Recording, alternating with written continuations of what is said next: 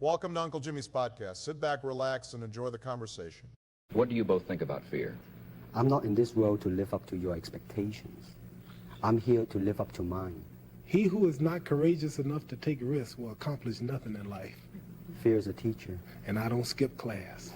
Good morning, good afternoon, good evening. Take a deep breath with me for a second. Close your eyes if you're somewhere safe and just feel this. Somewhere out there right now, someone is lost in the dark. Addiction, bipolar, chaos, shame, rock bottom, and they're wondering if they'll ever see light again.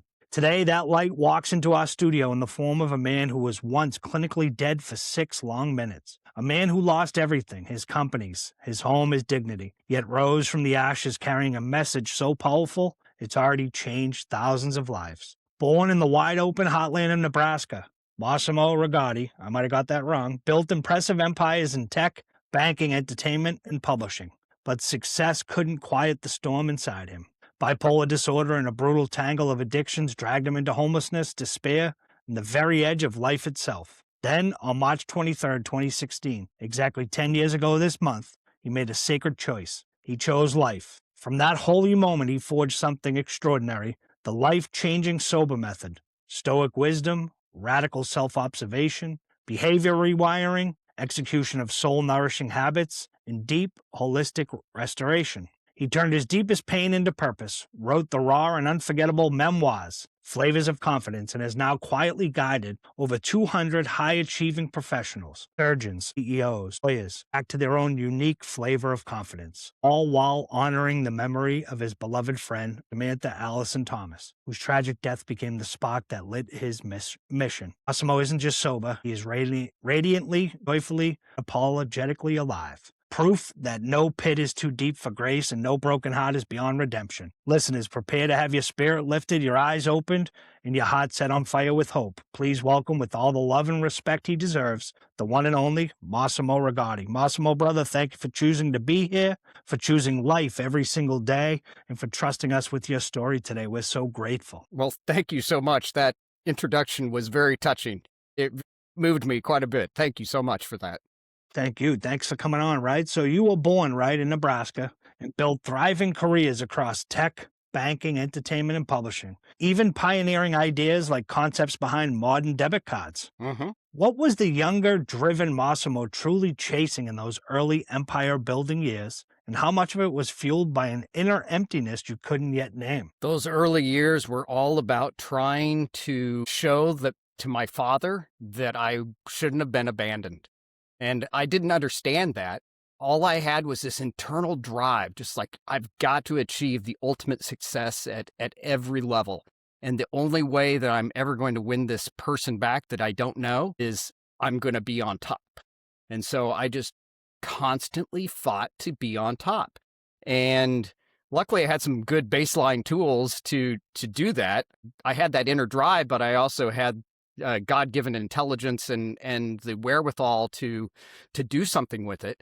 So that definitely helped. But that's where that fire came from. And what's so interesting is that when I was younger, people asked me, why are you working so hard? What's pushing you so hard? I'm like, well, I just got to get things done. I might be dead tomorrow. That would be my answer. Not understanding what was going on under the surface. And ultimately, it took me 20 years into my adulthood to realize what I was chasing and why, which is really sad in a way. Yeah. So you were chasing, right? Like you said, you wanted to be, from your dad that wasn't there, right? Yeah. A man you never met, right? Yeah. I knew him briefly in memories that are too young to remember, before the age of 3. So, he was there, but then he didn't show up when he had an opportunity to. My mother remarried when I was young, and he had an opportunity to step in when I was 8, being adopted by who I call my dad, and he didn't show up. And from that moment forward, that was that life-changing moment. And it took rehab and a really deep inward look to figure out that was the spark that lit everything on fire internally, that destroyed my life, but also made it what is so remarkable at the same time. Yeah, you were looking for approval for a man that wasn't there, right? And a man that couldn't be there and wasn't there. So bipolar, right? Bipolar disorder quietly shaped your path long before addiction took center stage. When did you first sense that something profound was steering your emotions and decisions? And how did that internal storm eventually collide with substance use in a way that felt inevitable? It first happened probably about almost 14 years old. It was just before I got into high school, right there, crossing puberty, and things just weren't quite right. And I remember going to my mom and saying, I haven't been able to sleep. My mind's just racing. And I would go literally a couple of days without sleeping. I would stay up all night reading or doing things. And she just said, oh, it's a growth spurt, and I'm of that age where I think parents tended to be like, just dust it off. It'll be fine type of situation when anything was wrong. And so it was something I just lived with. There would be times where it would present even during the day and my mind would suddenly race out of control and I would be in class. And I remember in high school a couple times just having to excuse myself and, leave the classroom and then literally just walk the halls until my mind would quiet enough that I could continue with the day. And I explained these things, like I said, to my mom a couple more times, but then, I thought, okay, well, maybe this is just normal. And I didn't talk to my friends about it because I thought it was kind of weird. And so I just dealt with it for 4 years until I got to college. And when I got to college, right then in that fall semester, within 3 weeks, it just was out of control. And this was the first time I was on my own. And so you don't have the natural confines of go to sleep, do this, do that. You don't have the rule structure that you're used to, but you're trying to follow nobody's one. telling you anything. Exactly. It's like, turn those lights off, Yeah. And I instantly found myself like, I'm out of control. So I go to the psychiatrist on campus and I got diagnosed as being mixed bipolar at that point. And I was like, nah, I'm fine. See, I slid right into everything that I had been told, is that there was nothing really wrong with me. And I discarded that completely. And I discarded it for the next 20 years of my life. So here I am, I'm 18 years old. I say, no, there's nothing wrong with me. But I do notice that if I just drink a little when my mind goes out of control, I can keep this in check. So I don't really need medication. I probably don't need to talk to anybody about what's going on with me. I'll be fine. Yeah. So you sort of, you cast it aside, right? The professionals tell you what it is. And so you reach for a bottle. That's your first instinct. Yeah, exactly. It worked, and I think that's one of those things where if you can find a solution that we humans are so lazy. We are just incredibly lazy. And for me, it was much easier to lay into the bottle or have a shot when my mind raced out of control than it was to turn into the mirror, do the hard work, take the meds, try to quiet the mind. I mean, those are the things that I think we all do. And when we're younger, we tend to make those rash decisions, not recognizing the longer impact that they have. And looking back, I want to, kind of smack my old self around a little bit because it wasn't too wise, but it is what it is. It also shaped me. So that's the constant as we continue our conversation. That's the thing that still continues to pull me because I can look at it both ways. What also damaged me was also shaping me into the strength that allows me to do what I do today. So it's kind of that really weird double-edged sword. Yeah. Yeah, and it must have been tough, right? Getting that diagnosis in college, right? You're in college and, everybody thinks that you're off to college, you're by yourself. Like you said, no rules. You can stay up whenever you want. You can eat whatever you want. You don't have to shut the lights off. You can play, you can watch TV all night. You don't have to go to class if you don't want to, right? Nobody's breathing down your back. And here you are, still probably spending nights, up all night, probably, reading and keeping yourself busy and going to class and enjoying it till you really know, hey, the body, as we say, I think there's a famous book, The Body Keeps the Score, right? The body keeps the score. And so the body's keeping the score and you're feeling it now, right? And so you get diagnosed and you start drinking, you start doing all that. So what was it like after college, right? Still just pushing through, still chasing, having the bottle, still drinking, still having those problems? Yeah, it quieted down a little bit. It's about 21 or so, but the habit had become a habit, so there would be bipolar flare-ups that would happen occasionally. And I'd say that I jokingly say that manias are great. I mean, I wish that I could be in mania state all the time. You get an incredible amount done. I was going to say, you might accomplish a lot in that mania, right? You really do. Okay, but the downside is that my highs were equal to the lows. Okay. And so when I got hit with a low, I literally could not move for 1 or 2 days, where I would have to literally pull myself out of bed, crawl down the hall to go to the bathroom type of situation. It was just that tough to move. And that's nothing that you want to really go through. But luckily, I would say that most of the time I was in an upstate. It's just the drop-offs were just so significant. And I would have probably I'd say about a dozen days a year at that point from that I would just be completely useless. But I hid it. And I did a very good job of hiding it. So nobody really knew that I had this challenge. I never shared it with anyone I dated. It was just, hey, I'm just not feeling good today. And I would just call in. And since I was always on top of it, other than these few times, it was easy for me to hide. It wasn't like I was, kind of doing this ongoing where it was 2 to 3 days a month or something and it was intermittent or something. It was just, okay, I understand, no problem. We'll see you tomorrow. And so I was able to hide everything. And that did not help the drinking because it allowed me to continue to drink and self-medicate all of the mania. And at that point, luckily, through my 20s, it was still mainly evening, but it was something I needed. I needed to ease my nerves or else I couldn't go to sleep at night. But he was still, like you said, you had a couple days, you'd take a day off or so, stay in bed, but work was still getting done. So nobody was worried about you. Right? Yeah, exactly. And I think that that's kind of, those signs are what you always look for. When people come to me now, they're like, oh, I'm really worried about so-and-so because this is happening. And when you see those signs, people reach up. Nobody had a clue. As a matter of fact, and I mentioned in my memoir, there are so many people that when they read my book, they reached out to me and said, I had no idea you ever had any problems. Yeah. I mean, that's unreal when you think about it. Yeah, but it's one of those things, right, where every day you're getting up and you're putting that mask on, right? Yep. That mask exactly. that, I tell people all the time when I finally came clear-headed and, started growing and learning about things in life was when I took that mask off and looked myself in the mirror and was able to face who I really am, right? And that can become a tough place because once you start doing the work, right? You sit by yourself. Some people have the lights on. I used to sit in darkness and I used to just be in my own head, right? In my own thoughts and go through things and see the effects that mental health had on me, not just myself, but in relationships and friendships, in my marriage that I lost, in so many things, so many facets of my life where my mental health had taken over and it wasn't who I was, Mm-hmm.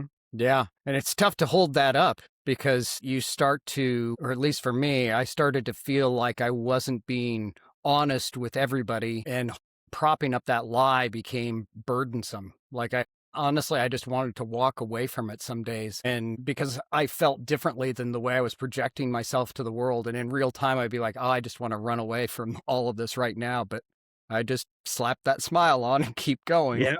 You get up the next morning and go right back to it. Yeah, exactly. Keep working hard. Keep putting in the long hours. I think you, if I remember correctly, you put in quite a few of long hours yourself, didn't you, when you were younger? Yeah, I was working sometimes 100 hours a week. Yeah, I did some of those.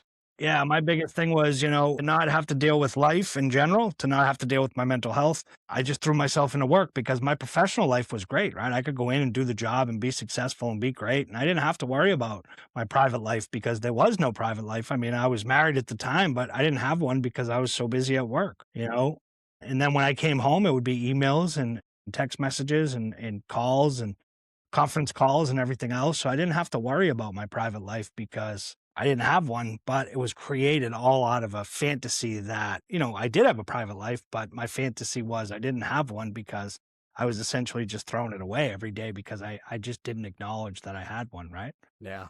It's tough. Wow. It's tough. But when you become finally clear-headed, right, and you can step out of it and you can see it, one of the things I had to do was stop looking at other people's actions, right, and look at my actions. Mm-hmm. Yeah, absolutely. And that's a tough thing to do. Yeah, tough thing to do. And then have those tough conversations with people you have hurt, Mm-hmm. right? Yeah. Maybe not consciously, but subconsciously you hurt them. And you may look back and you say, hey, I remember a friend of mine that used to say, or a girlfriend of mine that used to say, I used to hurt her all the time and talk to her the wrong way. And then you look back and you say, wow, she wasn't wrong. I was the one in the wrong, right? I let my, my anxiety and my depression take over. And I did hurt them. So, being able to acknowledge that now, the hurt that I did put on people, but also letting them know that their feelings are, valid, right? And not making excuses for my actions, right? Owning them. Mm-hmm.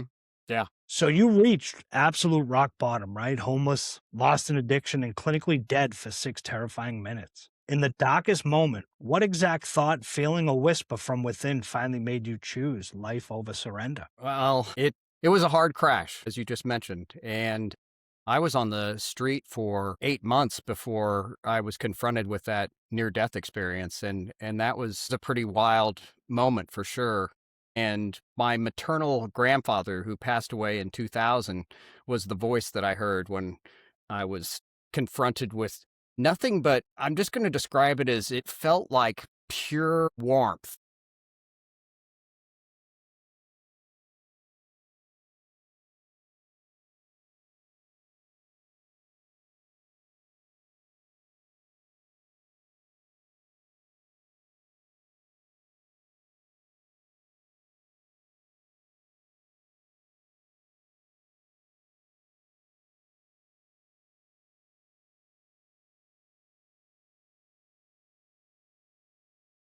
Point of them, the doctor asking the nurse, "Are we ready to call this?" And it was about that moment that my grandpa says, if you want to go back, you can, or you can come with me. The choice is yours. Wow. And I said, "Really?" And he said, "Yeah, but I think you should go back because I think you have a lot of great things left to do in this world, and I'll be here when you get back." And I asked him again, I said, "You'll be here when I get back?" And he said, "Yeah, I'll be here." And he's like, "If you want to go, just look over your right shoulder." And I did, and I was right back in my body. And that was like the most painful possible experience that you can imagine. Because here you are in this complete, like almost dream state, and you have no pain, and you're feeling all of this love and this warmth. And then all of a sudden, it was like being stabbed with 1,000 knives, like all of the pain of everybody that had been working on me and trying to, to get me back to life. And that first big breath of coming back, and then the doctor like trying to like, "Are you back? Are you with us?" And I tried to talk, but nothing would come out. And I just nodded my head at him. And that was such an incredible experience. But it coming back, I would say that it took me 3 to 4 months to fully process that. And that may sound like, why would it take you that long to process? Just because it's so unbelievable. I mean, you hear about these things. I mean, we've all seen shows. We've all seen people talk about these things, but you never expect something like that to happen to you, that to the point that you start to question, like, did that really happen? But then you get secondary validation that it happened from those that were there. And so then it makes it real. So then from my own faith stand of things, prior to this, I would classify myself as like an atheist agnostic, borderline type of situation, having, I guess sometimes they might call that a recovering Catholic, since I'm a Catholic, but that then led me on a very long road back. But that path was solidified after talking to Samantha afterwards, and just honing that, what happened with her, and recognizing that something bigger was at play here. And there was a reason that I was here. And there was a reason I made that choice. And so that became the, why did I make that choice? Which sounds like a really strange thing to say, because, I did have the opportunity to just leave this world and everything was painless and it was great. But instead, for whatever reason, I chose to come back. And so then finding meaning in that is something that took even longer. I don't think that I actually solidified the meaning of why I came back until Samantha was murdered. And then that solidified that meaning. And I was like, I get it. This is why I'm here. You understand it now. I understand it now. But that was a full 4 years later. So and maybe it there was were a long reassurance from path. your grandfather too, right? Yeah, absolutely. I was so close with him. We were very, very close. And that was a tough with that one when he was- validation. I know that you were looking for your dad, right? From your dad. Yeah. But you got it from your grandfather, right? Yeah. There you go. Yeah. I've never thought of it that way, Jimmy. Yeah. And that was like the purpose, the catalyst to send you back to say, hey, I got more to accomplish here. I'm not done yet. I got the validation, and thank you, Grandpa. I love you. And He already said he'll be there waiting for you when you get back. So it's powerful, Yeah. right? Yeah. So Yeah, Massimo, that's super powerful. what was it like, on the street, right? For the 8 months you were there? I was there longer than 8 months. I was actually on the street for a total of 16 months. But so even after this, that's what's so sad about it is that you would think that would be enough to like stave off the addiction. And I had a hospital stay that was like 12 days and I get out and within 30 days I was drinking again, believe it Yeah. or not. So even death was not enough to stop me from drinking. From And the drinking, reason is the reason is that because I hadn't figured out the purpose. So why was I still, like, great, I'm alive, but I hadn't solidified that purpose yet. And I remember Samantha was so frustrated with me at the time, come like September. And that's when I got into rehab. And I hadn't gone to rehab yet. So this was one of those deals where I just literally walked into the ER and said, I died 6 weeks ago and I am really drunk right now and I need help. And can you please do something with me? Yeah. And luckily I got a nurse she's like, you're asking a lot, but I'm going to do everything I can for you. And she managed to get me in and get me into a state funded program. And I went into rehab for 2 months. And that's where I finally was able to start to peel back this onion. And I had a really good therapist in rehab. John Hall was his name. He was fantastic. He was able to actually get me to dive back and find that moment when I was 8. And got me to recognize what it was. Once I had that recognition, which was like late November of 20, what was that? 20. Then it all started becoming clear. Then it became, okay, now I know I got to get off the street, but how? So then the motivation became different. I know what's wrong. I know my challenge. Now I have to work myself out of this predicament, and it became a new path forward. Yeah. So the heartbreaking murder, right, of your close friend, Samantha Allison Thomas, by a drunk driver, right, became a sacred turning point. How did her loss and the questions she once asked you transform your private battle into a lifelong mission to help others? Samantha had a really unique way with me. So we met back in 2014 randomly on a beach in Destin, Florida. So, you normally you don't meet somebody on a beach when you're in your swimwear. Do you think that they're going to change your life by any stretch of the imagination? But that first night that we went out, we were at this bar and of course I was drinking and drinking hard. And she pulled me in close and whispered into my ear, you don't have to drink to be awesome. I see you. And that just hit me. And she had latched onto me already and she was determined that she was going to fix me. And it was the weirdest thing. That's the only way I can describe it, is that she was determined to get me to recognize what was wrong with me and to fix it. And I listened to her, and I'd never listened to anyone before. I'd had people go, yeah, I'm kind of worried about you might be drinking too much. I mean, like, whatever. Yeah. I always just pushed it aside. But for some reason, it clicked with her.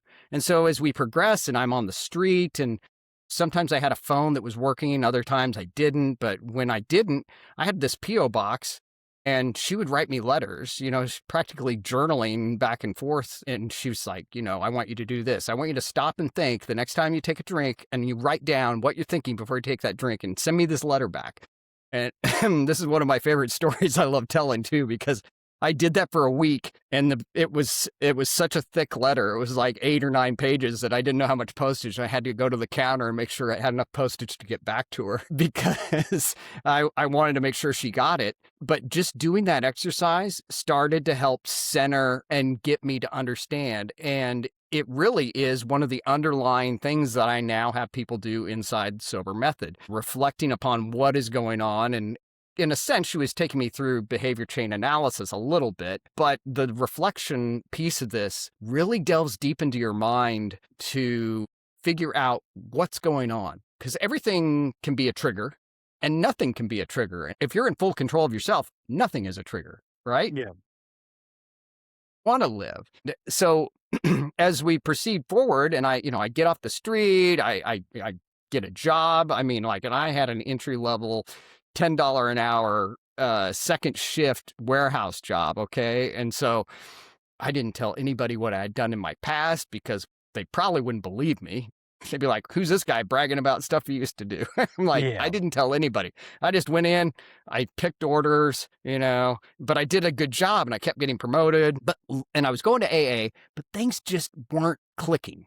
Like, I just didn't feel like I was making forward progress in my head, right? I mean, I had the ability to stay sober now, yet I felt like all I was doing is kind of like looking at the past, and being like, I used to do this and I wish I wouldn't do that. I'm like, okay, so my goal in life now is just to stay sober. I think I can like improve myself somehow. And that's where the genesis of Sober Method came from, as I just had this thought that I'm going to run my brain through the Deming cycle, and which is used in manufacturing. It's basically you're planning something out, you test your hypothesis, you execute it, you see what's wrong or maybe not quite right with it, you make a tiny adjustment and you try it again until it's like perfected. And once you reach that perfection level, what I would do is then I would go and I would make amends, the kind of typical AA make amends, where I go back, I'm like, who have I hurt by this behavior that I just fixed? And I would go and I would make amends with those people. And so I told Samantha about it, and she's now at this point in Mobile at University of South Alabama in med school. And she's like, this is great, Moss. I think that we should write a book when I'm out of med school, and, I'll bring the MD, we'll do some actual studies with the program, and, you can bring the grit and tell about your life story, and we'll do this together. And I was like so excited about it. And then 2 months later, she's murdered by a drunk driver. I mean, it's like black irony is the best way I can describe it. It's absolutely horrible. And when I got that phone call on August 1st of 2020, I was so it felt like getting hit by a train. Like, this can't even be real. And there was a split second where I really actually thought, maybe I should just go get drunk. Yeah. And that is the only time since I've been sober that I have had a thought about it. But almost instantaneously, I thought to myself and I said aloud, no, I'm going to continue her legacy, because now I'm proof that she was here, because I am. She saved me. And so that's why sober became like, okay, I'm going to write this book myself. I didn't know what I was doing. I just like, okay, I'm going to write a book. It's something I'd never done before, but now I've written two. And thank God for her, right? Like you said, you guys were down there and you were drinking, and she whispered in your ear, you didn't need to drink, and that must stick with you now, right? That message that she gave you that day. And I'm sorry for your loss. It's tough to have, a person that believes in you 100%, right? And then they're here today and take it in an instant, right? It's tough. It's the frailty of life, right? And it's one of those things that I say to people, one of the things you have to make sure you do is tell people how you feel today. If you love them, if you miss them. I tell people all the time, if you're missing someone in your life that you haven't talked to, reach out to them, send them a message, right? Life's too short, and I can only imagine in that moment, right, how you felt, your emotions, what you were going through. And again, the easiest thing for you to do would be to go and grab that bottle, right? And you chose not to. And I'm proud of you for not going back to that, which is something that became all too familiar for you. Right. So Stoicism became your anchor, right? Which single Stoic truth or practice passed through your pain most deeply during those hopeless nights? And how does it continue to shape the man you are today? Well, I think that's a close tie. You could say that Epictetus and the dichotomy of control is probably foundational in everything that really is the function of what Stoicism can bring to the equation. So I think that, and you talk about that in AA. It's something that's very clear. It's like you can only control what you can control, right? So don't worry about anything you can't control, to boil it down into very different words that are normally used. But that's the way I've always looked at it. It's like, if you have no control over something, then don't worry about it. What happens. That's something that's over there. And if it's in front of you, you can control it, then do something about it. But otherwise, there's no sense in worrying about things. Yet from a practical standpoint, I'd say that I relate most to Marcus Aurelius. And maybe that's just me propping myself up as that leader, that person who is run companies and led hundreds of people into, I guess we'd say, battle so to speak, except it's business. But I've always thought of business as being a battlefield. And so No doubt about it. yeah, so I really leaned into it because there's something very lonely about reading meditations, and I feel that way now. I've felt that way most of my adult life, is that you're kind of alone when you're at the top. When you're leading, you can't share a lot with even your closest lieutenants. You can't share everything because they could tip your hand, unwittingly tip your hand on anything that you might be planning to do with, and so you have to play it very close to the chest. And so much of meditations is looking at making those hard and tough decisions. And of course, Marcus Aurelius's The Obstacle is the Way is one of his best known. And we can also thank Ryan Holiday's book by the same title for making it popular in today's world. But that is so true in understanding that the hardest thing to do is the right path to fix something. And I recently had something really challenging on a nonprofit board I serve on, and it had me waffling back and forth on the right thing to do. And I finally had to land on, okay, we're going to charge through the most difficult thing. Even though most of the board was not exactly with me, I showed them that this was the way that it was going to solve the problem, because any of the other directions that they wanted to take was only going to prolong the problem for years instead of solve it in 6 months. And so that's what we did. And that type of attitude will save you in your own personal life as well. It just will. Do the hard thing. Make the hard call, because those decisions also define who you are as a person. When you make a tough call on something, that solidifies who you are and what you represent. And the people that are around you see that, and they will support it. And I think oftentimes we get into a lot of, I'll just call it waffling for lack of a better definition of it. But we get into these like kind of grazing the edges of taking an actual yes or no decision on things, instead of just saying, defining what our hard guidance is for how people interact with us. It's okay to say no to somebody, and for any or no reason. No, I don't have time. They don't need to know the real reason. That's plenty. You don't have to overshare everything that is going on in your life. And I think that's something that we all can learn from. I know that I've had to work very hard on some of the things that I'm sharing right now, because these were things that defined me for so long in my life. It's like something would happen and I would like try to over-explain, and then over-explain how I was going to fix it, instead of just saying, yes, I messed up. I'm trying to figure out a solution, and when I have one, I'll let you know. That's how I answer those now. It's like 9 seconds. That's all the longer it took. Simple and straight to the point. Yeah, exactly. And you know what? People respect you a lot more when you just own up to something when it goes wrong. Yeah, when you own it, that's the big thing. No one does right? anymore. Nobody. Oh, especially the man in the White House right now. But we're not going to talk politics. No, politics is just theater anyway. Remember that. Exactly. It's theater, and I like to try to convince myself that I'm watching reality TV when he's on. So there you go, right? Just sit back, deal or no deal, right? So radical self-observation, right, is in your method. Mm-hmm. What was the most painful, unflinching truth you had to confront about yourself before genuine healing could begin? Might be one of the best questions anyone's ever asked me. That was looking at the fact that I was lying to myself about everything that I was. And what I actually wrote down a list, and it was probably 2 pages long, of everything that I was lying to myself about. Telling myself that I had strength, that I was being honest with people, that I actually followed through on things that I promised I would do. Those are just some random things that I can remember off the list. But instead, when I got that list and took that reflective look at how much lying I was doing, I turned it into an action item list. And I said, okay, these are the things that I have to do right. So how do I change this? I'm lying all the time into I'm brutally honest with people, and sometimes it will hurt them. Yeah. And it's not hurting them because I'm doing it on purpose. It's not to be painful or malicious in any sense of that.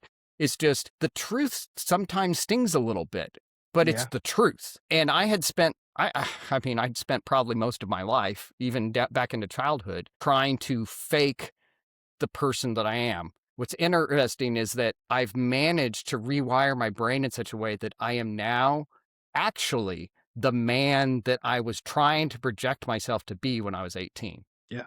Yeah.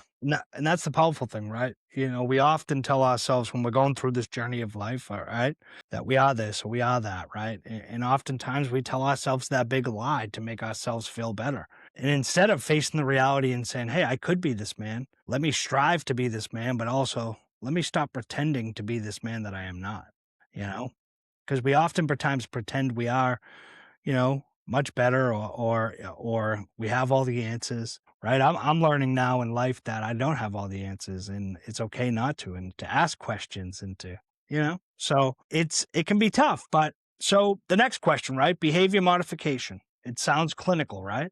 Yet it demands everything. What single behavior or pattern felt nearly impossible to rewrite? And what did breaking it teach you about human willpower? Well, we're going to go right into the line. So one of the things that being a business owner and you find yourself being a very political figure. When you lead a company, you just are, because you have your constituents, and your constituents are your employees, and they are your shareholders, and they are also your customers. And you have to placate everyone, and you have to do it generally by lying, because it's the easy way out. So I had to confront this wiring of, like, I guess I was just a complete absolute bullshitter at all times, and I could, like, on the fly make up the most incredible story that was believable to sell this constituent that everything was fine, even though the wheels were coming off, but we're not going to tell them that, right? And so confronting that and rewiring that was the single hardest thing for me to do, and it took the longest. That took probably about 18 months of constant work, of me seeing that I just veered off what is actual reality here, and I would stop myself in mid-sentence and like pause. And I know there were times where people were looking at me like, what just happened? Did he short circuit? Like, because it had to look like something robotic, like, but I did. And I was able to start to recognize it in real time. And when you first start doing behavior chain analysis, I always encourage people, you got to write it down.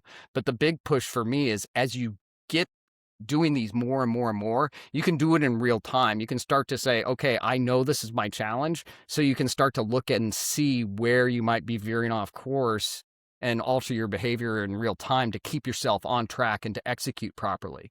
But once I started getting it down, then it became more the finesse. So, BCA is used, behavior chain analysis is used in therapy of all types. It's not just used in substance abuse related things. It's a lot of psychiatrists use it for other things, because we're all kind of on autopilot. And that's the one thing that I didn't recognize or really appreciate until I was sober, is that our actions are about 99% automatic. You don't even think about them. You reach for your coffee cup in the morning, you drive to work, and you're like, how did I get here? Well, it's because you've done it so many times that you're on autopilot.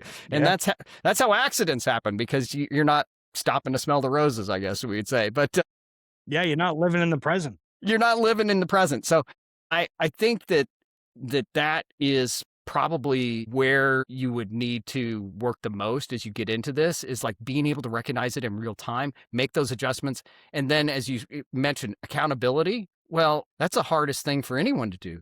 Holding yourself accountable. I think once you're sober and you've come down that long path of fighting for your sobriety, that it's easier to keep yourself in check when it comes to these types of things that you're trying to improve on your own well-being and your own wiring, because you've already done the hardest thing. You've removed the substance. Now you're working on improving the behavior, which is just like one more little thing you got to add to the accountability wheel that you got to constantly stay on. Yeah. And I think that's why I think it becomes just, you almost, I hate to use this word to describe it, but in a way you almost become addicted to becoming accountable. Yeah. Well, I think you hit it on the head, right? Accountability, because oftentimes throughout life, a lot of us don't take accountability, right? And what are we quick to do? Point the finger and blame, point the finger and blame, point the finger and blame, right? But when you do start taking accountability and you do start taking into account your actions, right? Your actions or your decisions, right? And you can see, how powerful that becomes your own accountability, right? Because it's so easy to point the finger. Massimo, I used to say, right, I was very similar to you. I could sit in a room with somebody or sit outside with somebody and and ask them, hey, what color is the sky? And they could say blue. And I'd say, no, the sky's black. And I could sit there and have a conversation with them for 20, 30 minutes. And I could convince them at the end of that conversation that the sky is black, right? Not something I'm proud of, not something at all. But again, my ways of moving and shaking and thinking on my feet and thinking quickly, right? It just wasn't right, but it was something I was capable of, and something that I know now, being accountable, something that I don't go back to, something that I don't use anymore because it's not something that I should be doing, right? For my own mental health and for everybody else's. But don't you think that you use that, but in a different way? Because I look at it as that I'm now using some of those same tools, except in the light of truth. In the positive way. And yes, I'm now using my ability to connect with people to try to show them that this is the good path and that you can have greatness going this direction. Yep. With the God-given talent that has been, like you just said about yourself, if you can walk into a room and you can command attention, you should use that attention for good. Exactly. And I often would use it for bad. Same here. And that becomes something you get addicted to as well. You become so good at it, that you don't even realize that it seeps into your personal life where you're doing it there as well. Yeah.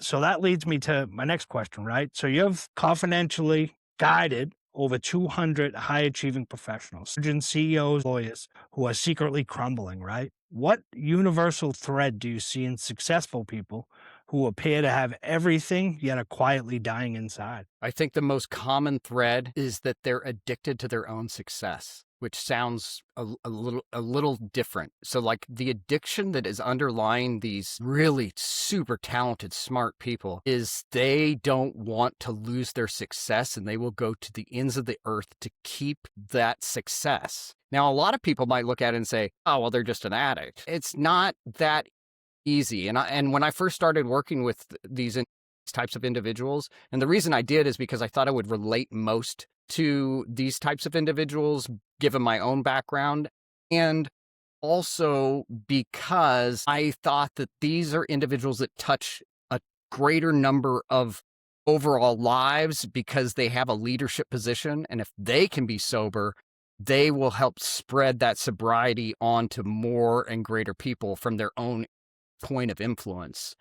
And so it also allows them to recognize that they're chasing how people see them, as opposed they're holding on to the wrong thing, and that it's okay to have not quite so perfect. I mean, some of these individuals have been valedictorian of their high school. They've been top of their class in college. They've been like the super achiever their whole life, and everyone sees them as perfect, and they cannot possibly show anyone anything different, even their own spouses. I mean, so it's really been an interesting journey, but it's also been so incredibly rewarding, especially when you start to see how they're beginning to give back, some of them in their own work.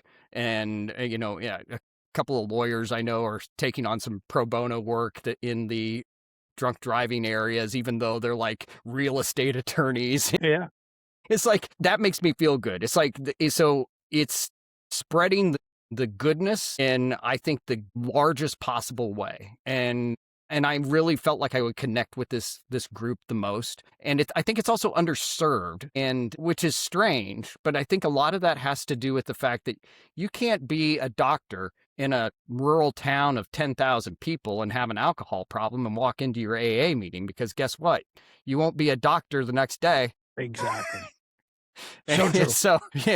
So how do you get help? I mean, like, you suffer in silence. You try, you have a problem. You want to, and that's why that highly confidential, that ability for me to work remotely, and something that the tools that Sober Method provides allow you to do it yourself on your own. The biggest thing is accountability. And when you're working with a group of people who know how to do homework, yeah, these are top of your class people. So I give them homework. They turn it in early.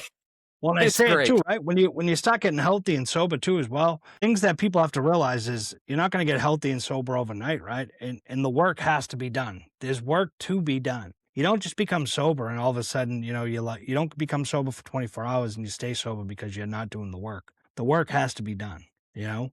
So Massimo, in your raw memoir, right, Flavors of Confidence, you expose everything: the bipolar, the multiple addictions, the near-death experience. Which chapter or memory was the hardest to revisit and write, and why did it matter so much to share it? I think that the hardest was actually revisiting my adoption when I was 8. It was challenging because I was including this, and my parents are still alive, and it exposes things that are family secrets, so to speak. And I went just to make sure that I had my memory correct. And I went and I had to sit down with my parents, and I literally interviewed my parents to make sure that I understood it. And that 2.5 hours worth of discussion about what happened on that day and in the weeks before and after that happened, that was a really, really tough. It was tough to write, but then it was even tougher to sit down and confront something that has never been discussed. So you've got this wound that you've never actually talked to your parents about. And you would think that it would be easy when you're in your,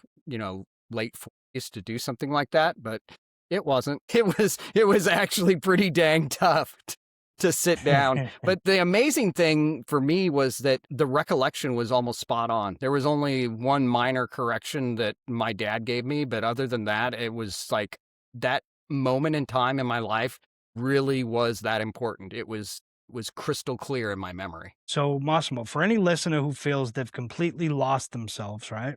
What is the very first, most essential step toward remembering who they truly are? Who they truly are. Well, you're going to have to first put down the phone and get rid of any distraction and close your eyes and really think about, I think the first step is really figuring out what it is that you stand for. What is the most important thing to you and about you? And then I would expand upon that and I would go into, what do you want people to think about you after you're gone? And then after you answer that question, what are you doing to ensure that they will remember you that way? And you're going to find a lot of misalignment in those 4 questions. I mean, you don't even have to be someone who is suffering from substance abuse. Literally anybody listening to this show who's just listening that has no challenges with substances, you should try that. You'll find that you might want to do a tiny bit of work on yourself as well. I think we all could use a little work. Yeah, I think we all need work, right? And that's one of the hottest things in life, right? Realizing work needs to be done. Work is good. Work is good, but I think as a society as a whole, sometimes, especially in America too, we take that for granted. We take just because we can get up and go to work every day and come home and have dinner, our mental health could be struggling, right? Our addiction, we could be struggling with addiction, but so many people push through it, right? They push through it and think, hey, this is how it has to be, when they could reach out and their life would be 1,000 times better if they had purpose, not worried about having to have a drink or a pill or drug.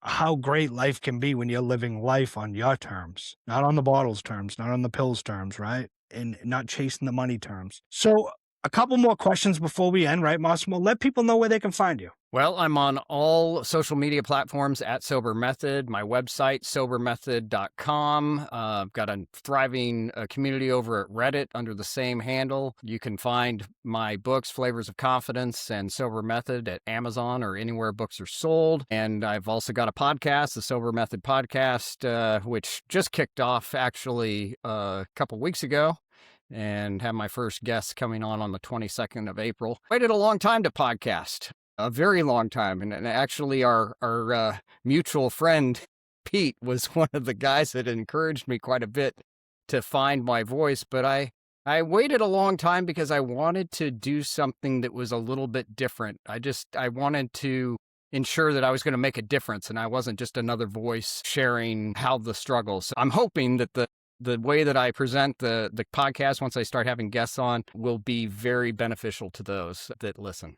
Yeah, that's awesome. And that's, he mentioned our good friend Pete.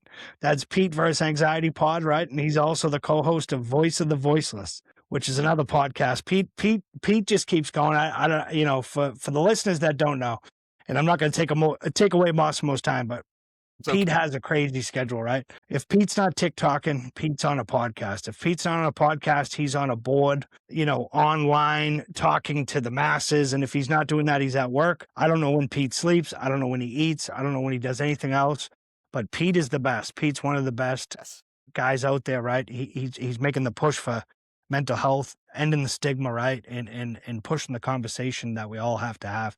And I love Pete. Pete's a buddy of mine. We talk mostly every day through text, him and Maddie, and we're going to get Massimo on there as well. So we're excited. We're trending in the right direction with, normalizing these conversations, the conversations that we need to have as a society. So like I said, a couple more questions, right? Your dreams today look very different. Ranching peacefully in the Nebraska sandhills and building a family. How has your entire definition of success in a life well lived been reborn through this journey? Wow, it's completely changed in such a great way. It's gone from a life of living under the yoke to one where I look out now and see potential for actual sovereignty in one's life. To be able to ranch, to live off the land. And yeah, I might be starting a little late, but it's okay. Life happens. I might be 50, but it doesn't matter. I'm still going to start a family. I'm determined to do it. It's something I wanted to do when I was younger, but obviously addiction had other plans for Massimo. Yeah.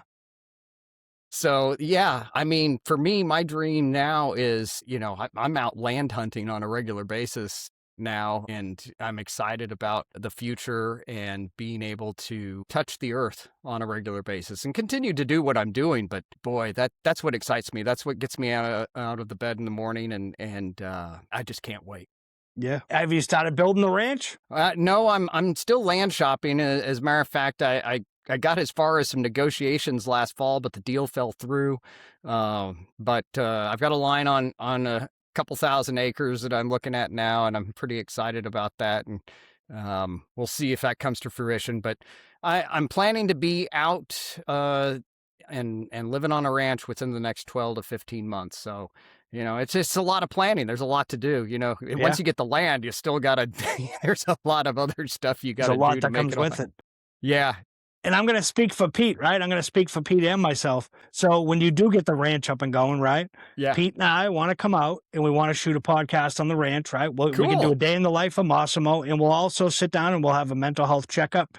We'll come out, we'll video it, we'll record it, we'll put it up on YouTube. We'll go everywhere, That's awesome. Because like I say to Pete all the time, right? And even you with your podcast now, you're starting to build a community there, right? You already have a community, but now you're building another community, and Pete has his community. I have my community.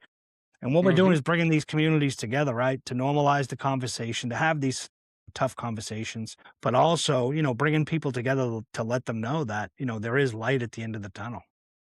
Yeah. And I tell you, everything you said great about Pete, I just want to mirror that.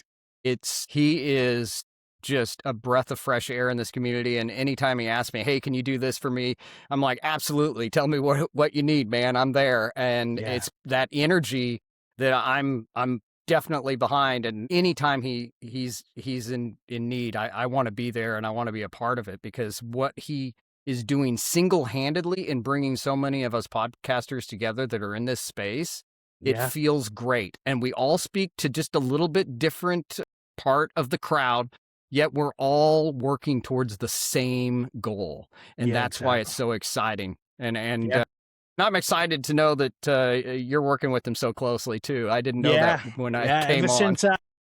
Ever since I had Pete on, a couple months ago, and then I started my Wednesdays, and I remember reaching out to Pete, just saying, "Hey, Pete, I have a Wednesday if you want to come on." We just talk, and Pete was like, "Hey, you're doing my podcast on this Monday. Let's talk about it more." And I totally forgot. Pete had forgot. So, and then we just became close friends, right? We're in a group chat together on the phone. We're in a group chat on Facebook, and we just support each other, and it's great. Well, Pete's awesome, and everything he's been through, the struggles he's been through. But he's come out on the other side. And the thing I love about Pete is he doesn't sugarcoat it. Some days he has a shit day, a bad day, and he'll let you know, right? And that's the power of it, right? You tell people when you come out the other side and you get sober or you become healthy mind, healthy body, healthy spirit, you're still going to have tough times, right? it just doesn't mean that it's over, that, hey, everything's going to be great now, because that's not possible. It's not life. Mm-hmm. But the big thing, Massimo, becomes living life on Massimo's terms, living life on Uncle Yes. Jimmy's terms, right? Living life on our terms, not anybody else's, right? Isn't that a So- totally different mindset, though? Oh, it really is. It's I such a think that's the mindset greatest shift. thing. Yeah. I spent my whole life worrying about and now I don't. I just don't. You know, I see some BS. I'm like, I'm out of here. I just walk Yeah. away. It's Yeah. not worth my time. I'm so much happier because of it. And I think everyone else would be too. Don't throw your energy into anything that's not going to reward yourself, your soul, because it's just not worth it. Nobody cares more about you than you. Than And no you, one will yeah. ever care more about you than you. And if you remember that, you'll quit spending so much time worrying about what other people think about you. Yeah. I have a good friend that says to me now in life, I only put in energy, right? That's going to give me energy back. If it drains Yeah. my energy, it's not for me. And Yep. it's so true. It's so true. So Massimo, if you could sit with your younger self, right? The ambitious, struggling Massimo, right? What one piece of hard-earned wisdom would you share that might have shortened his suffering and accelerated his awakening? Man, I think I just kind of touched on it there for a split second. And that is, I'd smack myself around a little bit and then I would shake my shoulders and I was like, don't care what anyone else thinks ever. Just trust your instinct, trust yourself and move forward. And I know that I did that at various split second points in my career because I made some incredible like additions to the world in tech for sure. And so like those happened at moments where everybody was like, that will never work. And I'm like, nah, we're going to do it. And then of course, you know, you fast forward and you look around and you're like, oh, well, everyone's using one of those and there's like 8 billion of them in people's wallets. So pretty sure that was the right call. Yep. So for every listener, right, who is deep in their own storm right now, whether battling addiction, mental health challenges, grief, or simply feeling lost, what is the one message of hope and truth you want burning in their heart long after this conversation ends? Always believe in the power of yourself, that the strength to do absolutely anything in life is within you. No matter how weak you might feel at this exact moment, if you close your eyes and just think about how much power you have if you take everything else away and focus only on you, that you can do anything. And with that strength, you'll achieve any dream that you want. It's all out there. You just have to take the first step, and consistency will always trump any of the mistakes you make along the way. Just stay consistent, show up every day, and keep making progress, and you'll get there. Massimo, I don't even have the word. Sitting here with you today felt like sitting in the presence of living grace. You didn't just survive hell. You walked straight through the fire, came out the other side glowing, and then turned around to light the way for everyone still walking in the dark. Your courage, your honesty, your hard-won wisdom, and that beautiful, unbreakable spirit of yours have touched every single one of us today. You've reminded us that our lowest moments can become our greatest turning points. That confidence isn't something we're handed, it's something we build, brick by brick, with love, discipline, and faith. On behalf of every listener whose heart just cracked open a little wider, whose hope just grew stronger, and who now feels less alone, thank you. Thank you for honoring Samantha's memory with every life you touch. Thank you for proving that no one is ever too far gone. You are more than a survivor, more than an author, more than a coach. You are a living miracle and a beacon for anyone who needs to believe that healing is possible. To our beautiful audience, if Massimo's story moved you, go get his books. Visit sobermethod.com and start building your own flavor of confidence today. Your comeback is waiting. Massimo, you will always have a home here on Uncle Jimmy's podcast. The door stays open, the coffee stays hot, and our love and respect for you will never fade, my friend. You didn't just grace our show today, you graced our lives. Thank you, brother. Thank you from the bottom of our hearts. Until next time, keep choosing life, keep building confidence, and keep shining your beautiful light. This is Uncle Jimmy signing off with a full heart. Massimo, thank you so much, brother. Thank you very much. Thank you. We love you all, and God bless.